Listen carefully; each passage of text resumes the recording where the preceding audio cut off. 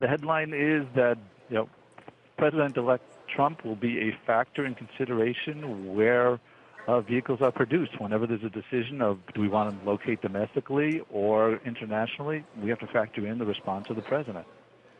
Efraim, the line that investors and workers indeed have been sold over the years is to be competitive, we have to move production of these vehicles to countries where labor costs less. If this doesn't affect your model at all, what are we to make of that whole explanation from big companies about why they move manufacturing outside the country? Could this be the start of a new wave in keeping it domestic, or is there going to be some expectation of tax breaks or something else to counterbalance the lack of cost savings here?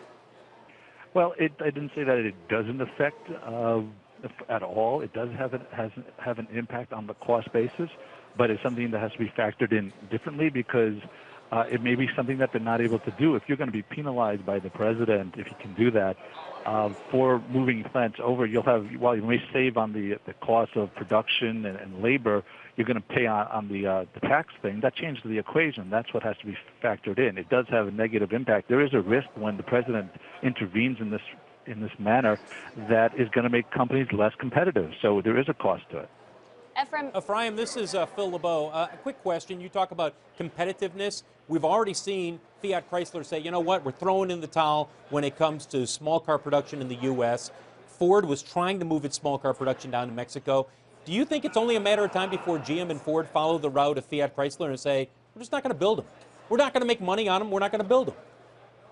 Well, I think that, they've got to factor in the long run because right now, everything's great with the trucks and they're making a ton of money with the high profit and margins of those vehicles. But, we've seen the cyclical shifts back and forth. And while I don't see it anytime soon that the small cars will be dominant or resurgent, but, they have to factor in that they can't risk giving up all the marketplace of low cars because then the initial buyers don't get a chance to move up to the more profitable vehicles.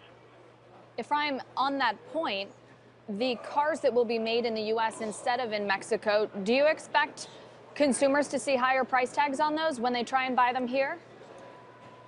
Well, if the costs are higher, then there will be pressure on, if not the prices, then there'll be pressure on the margins for the manufacturers. There's got to be some change one way or the other. Someone pays that price. Hey there, thanks for checking out CNBC on YouTube. Be sure to subscribe to stay up to date on all of the day's biggest stories. You can also click on any of the videos around me to watch the latest from CNBC. Thanks for watching.